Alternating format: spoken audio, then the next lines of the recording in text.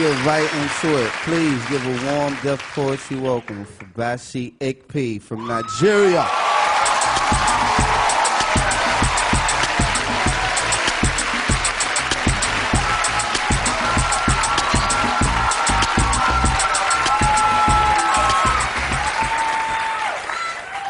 Welcome to the land of the soulless. Here, no souls rest. Black equals target for bullets, and we march to mourn another murdered in silence. Where do our screams go? Welcome to the place where dreams dry and a mother cries for her son on foreign soils. She did not send him here to die, would not let him come here had she known, so who will hold her hand, stroke her face, fill that hole of empty baby place 41 times, who will acquit her of her grief? Welcome to the place where black loses life on urban streets. Cops cried, say, begged him not to die. Defense say he fit the profile. Righteous say you never should have drawn gun anyway. You never should have trapped son anyway. What are we still doing here anyway? Still juries say murder is justified and cops win right to life while that brother is still without his. My name is Bassey Ikpi'S. I'm a poet, writer, and mental health advocate. Deaf Poetry Jam was my big break, but before that I was fresh out of college and I was living in New York and working at a internet company as a writer and a producer. It was my first and only job. Being on Deaf Poetry Jam was a lot of fun, but it was also really nerve-wracking. I get really nervous when I perform, and to perform in front of cameras and a live audience and with celebrities in the audience and in the back was a lot of pressure. I did it 5 times, and each time I think was more nerve-wracking than the last. It taught me a lot, though. One of the things that deaf poetry did, and I credit, was it gave me an opportunity to learn how to be in front of a camera.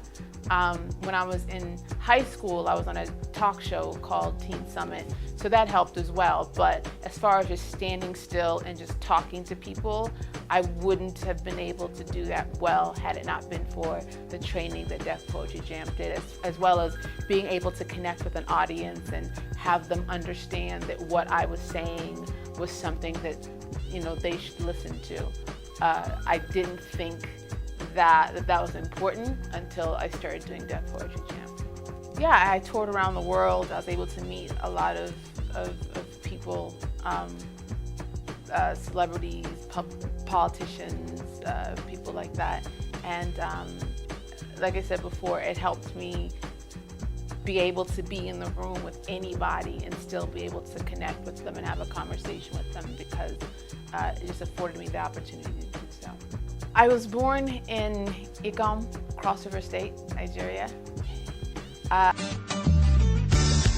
A lot of people say there's no place like home, but at Limelight Hotel and Suites, we have a place that's just like home. Limelight Hotel and Suites is located in the serene and homely countryside of Agoiwoye, Ogun State. Limelight Hotel and Suites offers you nothing but the best in hospitality and facilities that you will not find anywhere. We have 3 bars, an oriental restaurant with a guarantee of uninterrupted power supply, and reliable internet facilities, not forgetting our ATM machines and POS terminals to give you the ease of cashless fun. Come relax and retreat into the calm embrace of Limelight Hotel and Suites. For more information, log on to www.limelighthotel.com or email us on info@limelichthotel.com. My family is from Ugep and from Calabar, but when I was 4.5, my family moved to Stillwater, Oklahoma in the States. And from Stillwater, we moved to like the DC area. And I lived in the States from age 4 up until, well, I'm still there up until now. But it was very strange moving from, you know, Nigeria, Cross River State, which was, you know, black African people, to Stillwater, which was white people. I was the only black child in my school for the longest time. I didn't speak English until I was 5 years old. I learned to speak English and write and read English at the very same time, which I think is why writing is so important to me, because I understood very vividly what it feels like not to be able to communicate with people. They don't understand you, you don't understand them. So for me, writing is the way that I communicate. And once I learned English enough to write and read it, I just took the whole idea of being able to communicate with people very, very seriously. And I carried that on throughout my life and carried it on throughout my writing. So, the last time I was in Nigeria before I left, it was 18 years. It took me 18 years to return to Nigeria, which is really, really sad. It took that long for me to return to Nigeria because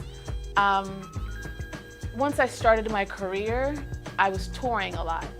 And once I was touring, I had the money and the time, the resources to come back. But when I wasn't touring, I needed to be available in case a show opened up. So I didn't really have a lot of free time. I was doing 2 concurrent tours where I was doing the Deaf Poetry Tour, and then I was also doing a college tour at the exact same time. So any break I had was, if I had a break from one show, I was doing the next show. My grandmother, who was very important to me, passed away September 2011. And when she died, I realized that too much time had passed, and there was no reason why I hadn't seen her before she passed, and I didn't want any more time to go, so I made the decision then that I was going to be in Nigeria within a year, and I made that happen. I came back last August and stayed until September, and I'm back now, and I plan to be back in 3 months. So for now, I hope to be back every 3 to 4 months. I'm here this time because of the Calabar Festival. I was asked by Her Excellency, the governor's wife, to put together a poetry showcase for the Calabar Festival. And I did that when I first got here, I think the 17th of December.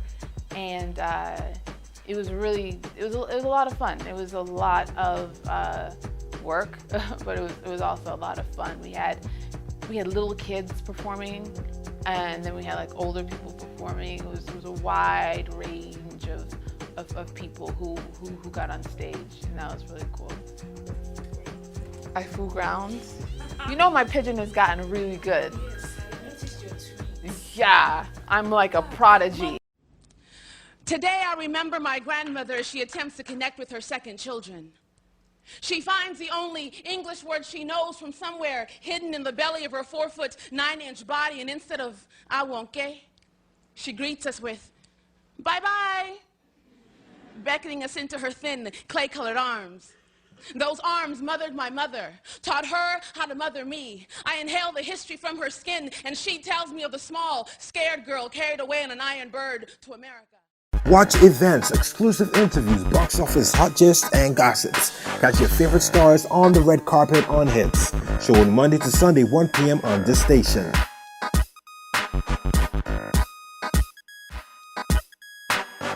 Hitz, Spectrum of Entertainment.